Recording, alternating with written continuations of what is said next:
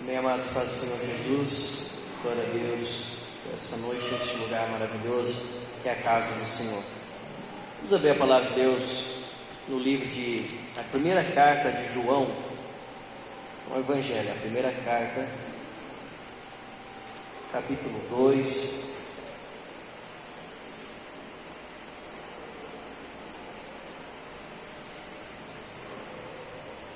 Vamos ler o versículo 17.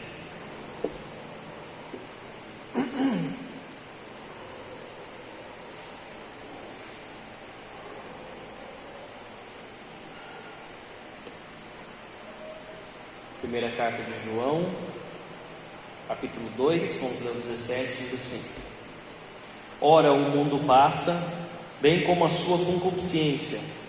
Aquele, porém, que faz a vontade de Deus, permanece eternamente. Senhor Deus e Pai, se tua santa palavra, Deus, que o seu Espírito, Deus, venha iluminar os nossos corações, Pai. Ó Deus, Senhor, tira de nós o pecado, o erro, aquilo que nos faz, Deus, nos afasta de Ti, Deus, aquilo que nos faz não Te ouvir, Deus. E que o Senhor venha, Pai amado, desagravando os nossos ouvidos e venha falando a cada coração, segundo a Sua vontade nessa noite. Glória e glória, no Seu bendito nome, Pai. Amém. Pode sentar. João, principalmente nessas cartas dele, ele fala muito sobre o pecado. Ele fala muito sobre a condição do homem pecaminoso. Fala sobre a salvação, fala sobre o caminho que o crente deve seguir, a conduta do crente. E aqui nós vamos ver, versículo 15 até o 17, sobre isso. Vamos ler lá o 15. Não ameis o mundo, nem as coisas que há no mundo. Se alguém amar o mundo, o amor do Pai não está nele. Então aqui ele deixa claro que Deus não está nas coisas do mundo. Ou você escolhe amar a Deus, ou você escolhe amar o mundo. Não dá para dividir esse amor. Ele dá um conselho, assim como está escrito lá em Tiago 4,4. O que está lá em Tiago 4,4? Quem sabe?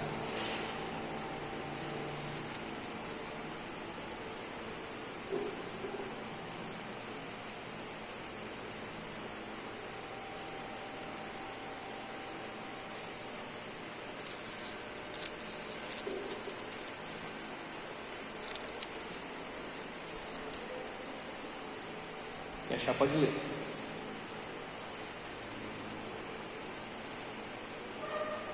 Adúlteros e adúlteras, não são bem vós que amizade do mundo e amizade contra Deus, porque tanto aquele que quiser ser amigo do mundo, quanto os inimigos.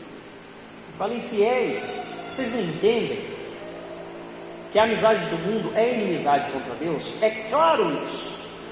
Será que vocês não entendem que aquele que faz amigo do mundo, ele se constitui inimigo de Deus? Por quê? Porque Deus não está no mundo. As coisas de Deus não são as mesmas coisas do mundo. As vontades de Deus não são as mesmas vontades que estão no mundo. Então, se você está no mundo, se você faz as coisas do mundo, se você busca a alegria e o prazer no mundo, você jamais vai buscar o prazer em Deus, jamais vai buscar a alegria em Deus. Porque são coisas que se contradizem, não combinam. No versículo 16 do capítulo 2 de João diz assim: Porque tudo o que há no mundo, há concupiscência da carne, há concupiscência dos olhos e há soberba da vida. Como é que funciona o pecado? O pecado funciona assim. Primeiro, o homem, o homem generalizando, ele olha algo. Vamos supor que ele está cobiçando algo. Ele olha algo, então começa nos olhos. Ele deseja aquilo. Deseja algo que ele não pode ter. E aquilo invade e cai no coração do homem. Então uma palavra que eu ouvi uma vez, eu nunca mais esqueci. Não tem como você não fazer uma coisa que você pensa o tempo todo. Se você pensa muito em algo, você vai fazer aquilo. Então é onde que surgem muitos pecados assim. Tem outras formas de pecar. Até na mente a gente peca. Irando-se a gente peca. Desejando mal a gente peca. Não se alegrando com a alegria do outro a gente peca. Então, como esse homem disse, esse pregador disse, não há como você não fazer uma coisa que você pensa todo dia. É por isso que Paulo dá conselho aos Colossenses, lá no capítulo 3, dessa forma: pensai nas coisas que são do alto, nas coisas que são de Deus, lá de cima. Porque ele influencia você a todo momento estar pensando nas coisas de Deus, para você praticar as coisas de Deus. Se você ficar pensando nas coisas erradas, se você ficar pensando nas coisas do mundo, você vai cometer. Você acha que um adultério, ele começa e ele termina assim? Não, é uma coisa bem planejada. Ele ficou desejando, ficou olhando, levou tempo, não foi assim num instante. Essas coisas são os olhos, essas coisas são os pensamentos, tudo isso, a concupiscência da carne, a concupiscência dos olhos, a soberba da vida, são as coisas que há no mundo, longe das coisas de Deus. Tiago 1, voltando lá, Tiago 1, do 13 ao 15.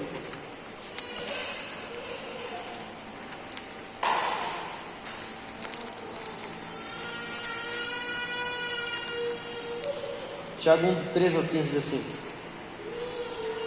ninguém ao ser tentado diga, eu sou tentado por Deus, porque Deus não pode ser tentado pelo mal, e Ele mesmo a ninguém tenta. Ao contrário, cada um é tentado pela sua própria cobiça, quanto esta o atrai e seduz. Então a cobiça, depois de haver concebido, dá luz ao pecado. O pecado, uma vez consumado, gera a morte. O salário do pecado é a morte, mas o dom gratuito de Deus é a vida eterna. Então, se você ouve uma palavra dessa, logo você entende que a culpa das coisas que acontecem na sua vida, nas coisas que acontecem na nossa vida, não vem de Deus. A pessoa jamais pode dizer, eu sou tentado, eu fui tentado porque Deus permitiu que isso acontecesse na minha vida, eu fui tentado porque isso é culpa de Deus, porque Deus fez isso na minha vida. Jamais. Ele não pode ser tentado, ele não tenta ninguém. Mas o homem comete os seus próprios erros e quer culpar o diabo, e quer culpar Deus. Já viu isso? A pessoa começa a dar tudo errado na vida dela, ela fala assim, vamos orar que o inimigo está furioso. Quem sabe, né? A pessoa fala um monte de coisa errada, e culpa lá é o diabo. E não é bem assim.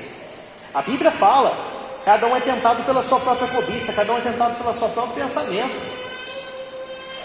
Cobiça dos olhos, a cobiça da carne, as vontades e os desejos do ser humano.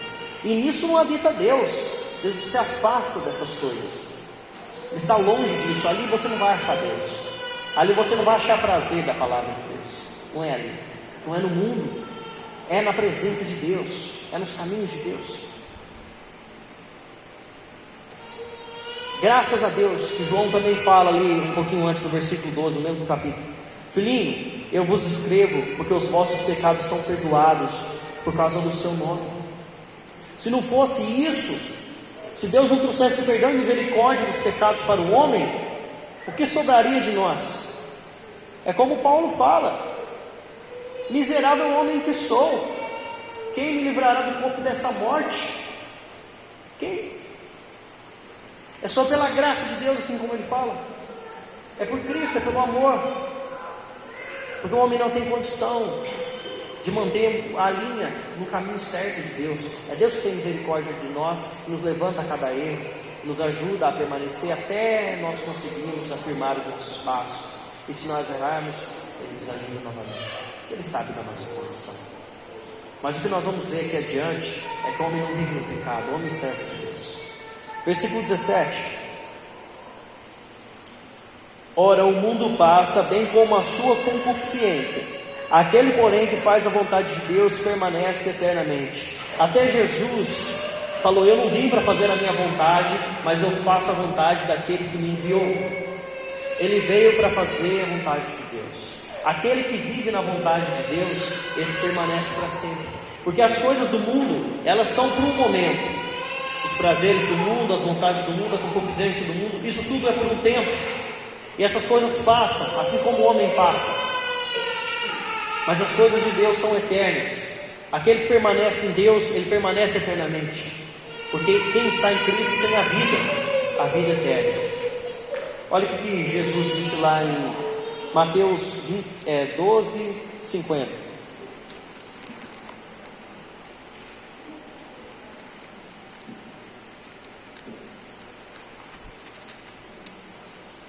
Evangelho de Mateus 12, 50, diz assim: porque qualquer que fizer a vontade de meu Pai Celeste, esse é meu irmão, irmã e mãe.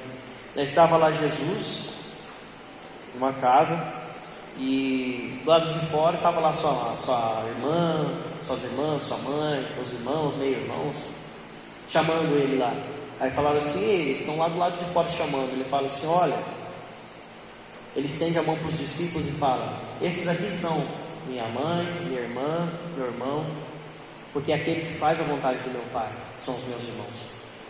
É isso que ele fala da igreja do Senhor. É aquele que faz a vontade do Pai dele, que são os irmãos. Ele não estava preocupado com o irmão de sangue. Jesus não veio para isso. Jesus veio para abrir o pensamento do homem por uma família muito maior do que a que ele enxerga. Ele estava falando de um amor, de uma fraternidade, o qual eles ainda não conheciam. Eles ainda não sabiam o que era uma igreja ainda. Eles não sabiam ainda o que era essa novidade que Jesus estava trazendo.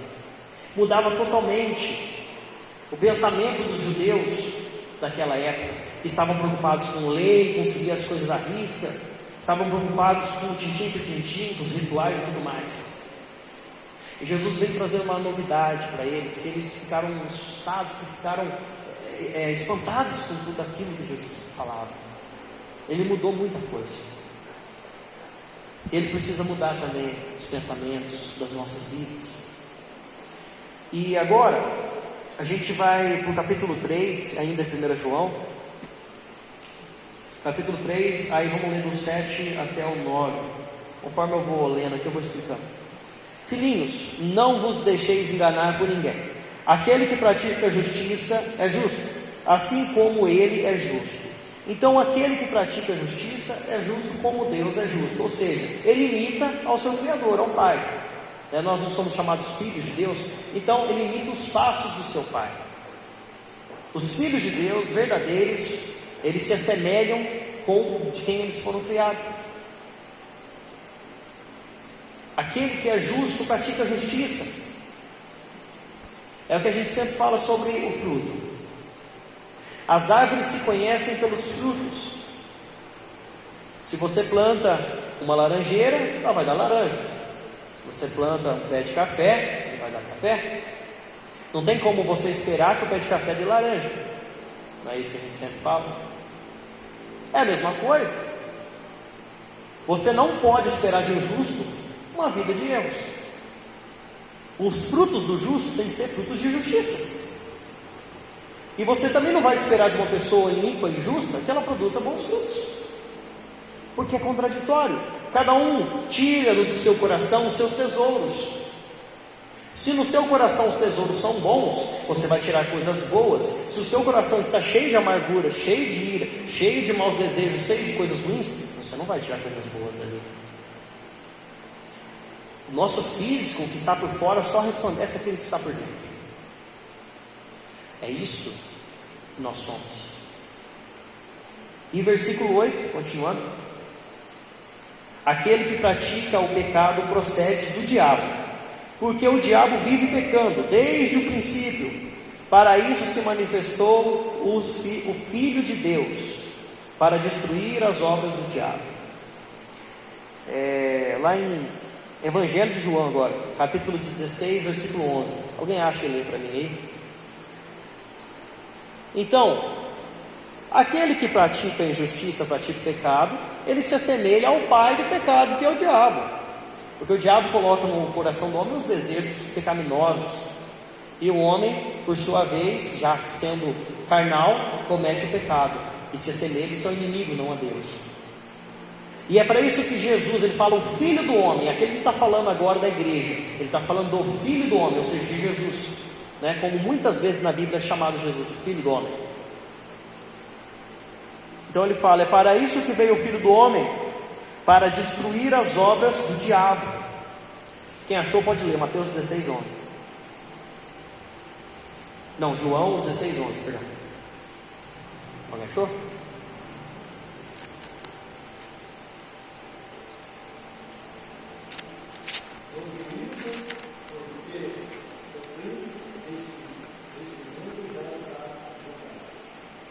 Jesus fala que o Espírito convence do pecado, da justiça e do juízo.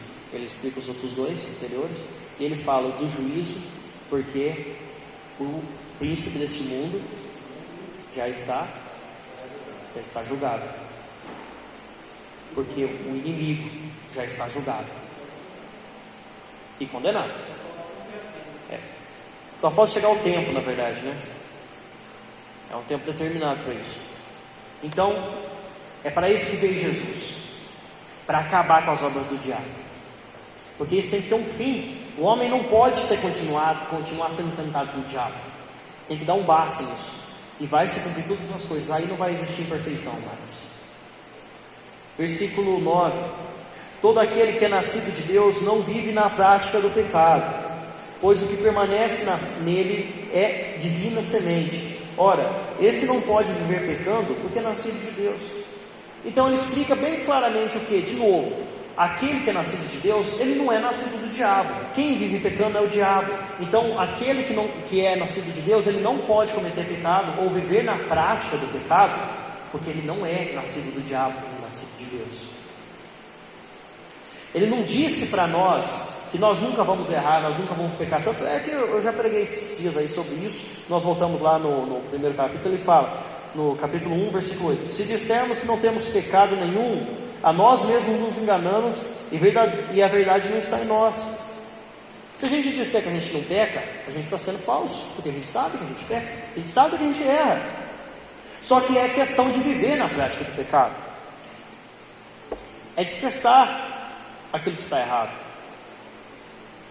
A partir do momento que nós fizermos isso, é como ele fala: se confessarmos nossos pecados, ele é fiel e justo para nos perdoar de todos os pecados, purificar de toda injustiça. A partir do momento que o homem confessa e deixa, a misericórdia de Deus o alcança, e ele é fiel e justo para nos perdoar dos pecados e nos livrar de toda injustiça. Porque mesmo que nós sejamos infiéis, ele permanece fiel. Então ele é fiel à sua palavra. Se a gente for infiel, errar, mas nós convertermos, mudarmos nossos pensamentos, nossos caminhos, ele continua sendo fiel e nos perdoa, e nos justifica, e nos purifica do pecado. Porque é necessário que o homem viva sem pecado, para poder agradar a Deus. Amém, meus queridos? Essa é a palavra que eu queria deixar para os irmãos. Uma mensagem bem curta, mas que toca bem no nosso coração e nos deixa alegre, porque está chegando o dia, o grande dia do nosso Senhor. É assim que nós cremos. Glória a Deus pela sua vida.